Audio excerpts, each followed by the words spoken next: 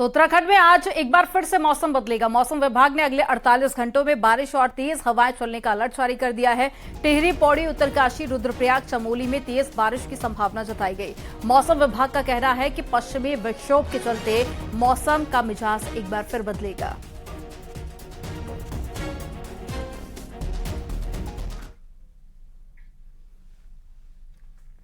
देहरादून में SSC MTS की परीक्षा देने आया मुन्ना भाई गिरफ्तार कर लिया गया है। बताया जा रहा है कि सेंटर इंचार्ज को संदिग्ध लगने पर पुलिस को सूचना दी गई, जिसके बाद पता चला कि आरोपी जतिन यूपी के बिश्नौर का रहने वाला है और पैसे के लालच में कैंडिडेट अमूल कुमार के बदले एग्जाम देने आया हुआ था। पुलिस अमूल कुमार की तलाश में जुटी हुई है।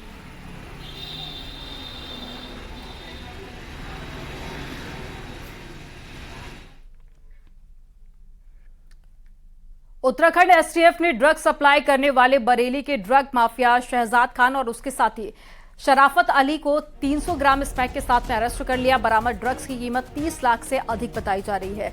एसटीएफ की कार्रवाई में 2 ड्रग पैडलरों को देर रात हरिद्वार के थाना श्यामपुर इलाके में गिरफ्तार किया गया। पूछताछ में पता चला कि शहजाद खान ही देहरादून के विकास नगर के रहने वाले शराफत अली के जरिए पचवादून इलाके में ड्रग तस्करी का धंधा चला रहा था और दोनों के खिलाफ गैंगस्टर के तहत कार्रवाई की जा रही है। साथ ही दोनों की अवैध रूप से कमाई गई प्रॉपर्टी को जब्त करने की भी कार्रवाई की जा रही है। जो बरेली का रहने वाला है एक बड़ा तस्कर, उसको पकड़ा है। उसके कब्जे से 300 ग्राम स्मैक बरामद हुई है और उससे पूछताछ में जो जानकारी आई है और जो बाकी डिटेल्स निकाली हैं उस आधार पर कुंजा ग्रांट के रहने वाला व्यक्ति जिसके द्वारा इसको मंगाया जा रहा था उसको भी कल रात अरेस्ट किया गया है और इस संबंध में श्यामपुर थाना क्षेत्र में मुकदमा दर्ज कराया गया है। उत्तराखंड एसटीएफ को एक बड़ी कामयाबी मिली है। रायवाला इलाके से 4 साल से फरार चल रहे 50,000 का इनामी गैंगस्टर जोगिंदर सिंह को एसटीएफ ने बांग्लादेश बॉर्डर से गिरफ्तार किया है। गैंगस्टर जोगिंदर अपना नाम, पहचान और हुलिया बदलकर 4 साल से छिप रहा था। आरोपी जोगिंदर ने साल 2019 में देहरादून के रायवाला में एयरवेज इंटरप्राइज नाम की एक फर्जी कंपनी खोली थी और लोगों को जल्द पैसा दोगुना करने का झांसा देकर लाखों रुपए लेकर गायब हो गया। पीड़ितों की शिकायत के आधार पर पुलिस ने मुकदमा दर्ज किया था, जिसके बाद वो फरार हो गया था।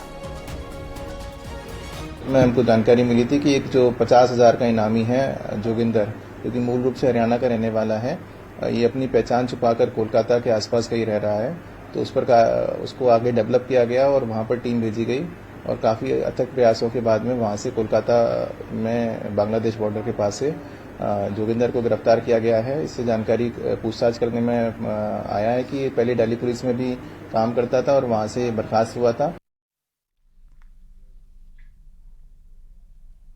देहरादून से बड़ी खबर आ रही है, जहां विदेश से लौटे एमबीबीएस स्टूडेंट्स के लिए 2 साल की होगी इंटर्नशिप। तो रूस यूक्रेन युद्ध के दौरान में लौटे थे स्टूडेंट्स। अधर में लटका था मेडिकल स्टूडेंट्स का भविष्य और मेडिकल काउंसिल ने राज्य के मेडिकल कॉलेज के लिए निर्देश जारी कर दिए हैं और 2 साल का इंटर्नशिप लेटर दिखाने के बाद ही होगा एमबीबीएस स्टूडेंट्स का पंजीकरण। तो देखिए, रूस और यूक्रेन युद्ध के दौरान में जो स्टूडेंट्स वापस लौटे थे उनके लिए दिशा निर्देश जारी कर दिए गए हैं कि 2 साल का इंटर्नशिप होगा, उसके बाद ही एमबीबीएस स्टूडेंट्स का पंजीकरण किया जाएगा। और ज्यादा जानकारी के साथ में देहरादून से विशाल गर्ग जुड़ गए हैं। देहरादून, इसे एक बड़ा फैसला कह सकते हैं, क्योंकि जब से यूक्रेन और रूस से स्टूडेंट्स लौटे थे तब से उनका भविष्य अधर में था, लेकिन एक बड़ा फैसला यहां पर लिया गया है। क्या जरा जानकारी इस पूरे फैसले को लेकर? बिल्कुल, देखिए, उत्तराखंड मेडिकल काउंसिल ने यह बड़ा फैसला लिया है और जो बच्चे, क्योंकि रूस और यूक्रेन का जब युद्ध हुआ तो काफी बड़ी संख्या में बच्चे पहुंचे थे और ऐसे में उत्तराखंड के ही लगभग 200 के आसपास बच्चे थे जिनको उत्तराखंड लाया तो गया, लेकिन अब उनका भविष्य लंबे समय से अधर में लटका हुआ था। उनकी समझ नहीं आ रहा था कि अब वो क्या करें, क्योंकि लगातार वो अपनी मांगे रख रहे थे कि उनको भी प्रैक्टिस करने के लिए दिया जाए। लेकिन ऐसे में जब उत्तराखंड मेडिकल काउंसिल ने अब ये निर्देश जारी कर दिए हैं, तमाम जो मेडिकल कॉलेजेस हैं उनको कह दिया गया है कि ऐसे जो बच्चे हैं हैं जो लगभग 200 के आसपास हैं जो उत्तराखंड लौटे थे, उनको इंटर्नशिप कराई जाए। और ऐसे में 2 साल की इनकी इंटर्नशिप रहेगी। 2 साल की इंटर्नशिप करने के बाद इनको जो लेटर मिलेगा उसके आधार पर इनको उत्तराखंड मेडिकल काउंसिल का हिस्सा बनाया जाएगा और उसके बाद ही वो अपनी प्रैक्टिस भी कर सकेंगे। तो ऐसे में देखिए जो इनका भविष्य अभी तक अधर में लटका हुआ था और कहीं ना कहीं असमंजस की स्थिति बनी हुई थी कि ये आ तो गए हैं लेकिन अब क्या करेंगे। तो ऐसे में क्योंकि बड़ी संख्या में पहुंचते हैं, उत्तराखंड से भी बड़ी संख्या में लोग बाहर जाते हैं स्टडी करने के लिए, तो कहीं ना कहीं ये विषय बना हुआ था। और आज इस पर जिस तरह से देखिए फैसला ले लिया गया है तो कहीं ना कहीं अब ये मेडिकल स्टूडेंट्स में खुशी जताई है इस चीज को लेकर के कि उत्तराखंड सरकार भी उनके साथ है और सरकार लगातार उनके लिए काम कर रही है। तो स्टूडेंट्स में भी संतुष्टि देखी जा रही इस फैसले को लेकर। तमाम जानकारी साझा करने के लिए बहुत शुक्रिया आपका।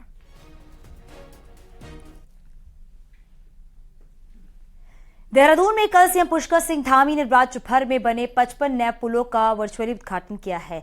इससे राज्य के कई गांवों के लोगों को बहुत सुविधा मिलेगी। सीएम धामी ने इसके लिए काम करने वाली संस्थाओं का भी आभार जताया है।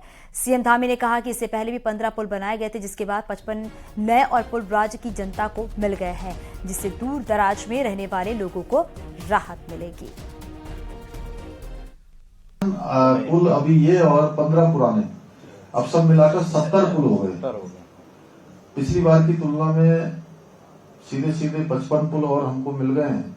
मैं इसके लिए आप सबका धन्यवाद करता हूं कि निश्चित रूप से लाखों लोगों को कहीं न कहीं उनके आवागमन का एक बड़ा माध्यम बनेंगे।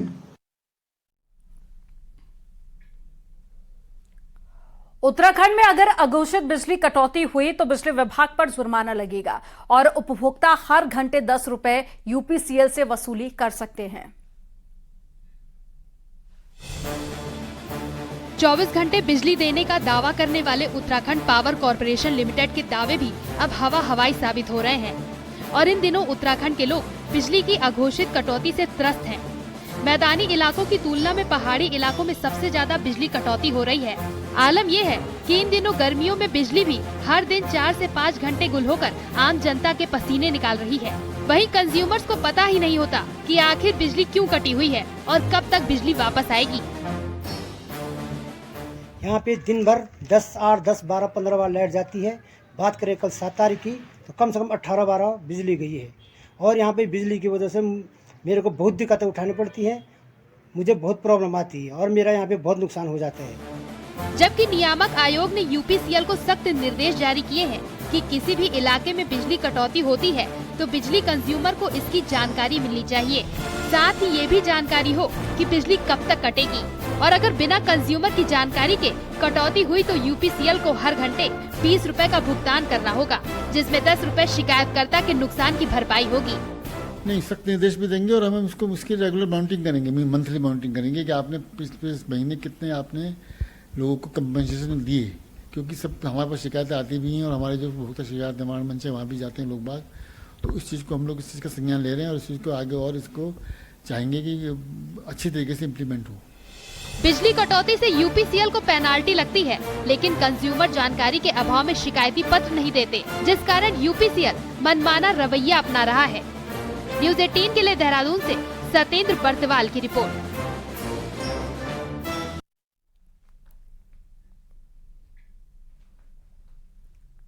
पौड़ी के दाड़ोधार भिताई रोड के खस्ताहाल होने के चलते ग्रामीणों ने पीडब्ल्यूडी दफ्तर का घेराव किया है और इस सड़क में डामरीकरण के जल्द न होने पर लोकसभा चुनाव बहिष्कार करने का ऐलान भी किया गया है। ग्रामीणों का कहना है कि बीते 10 सालों से सड़क का डामरीकरण न होने से सड़क खस्ताहाल हो चुकी है, जिसमें आवाजाही जो है वो कहीं न कहीं हादसे को बढ़ा रहा है।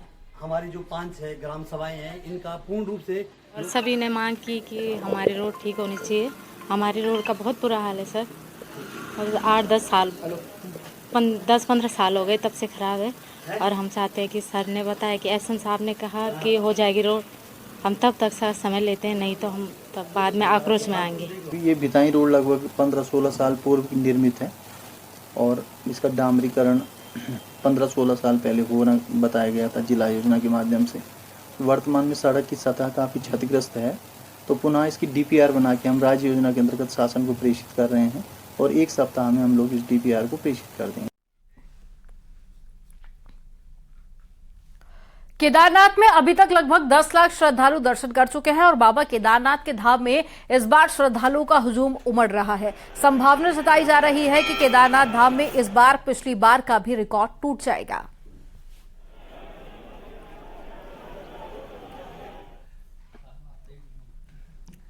बद्रीनाथ यात्रा में इस बार रिकॉर्ड तीर्थयात्री पहुंच रहे हैं। कपाट खुलने के बाद से अब तक 8.5 लाख श्रद्धालु भगवान बद्री विशाल के दर्शन कर चुके हैं। वहीं बद्रीनाथ में श्रद्धालुओं का तांता लगा हुआ है। इस समय लगभग 2 से 3 किलोमीटर की लंबी लाइन में लोग खड़े नजर आ रहे हैं और भगवान बद्री विशाल के दर्शनों का इंतजार कर रहे हैं।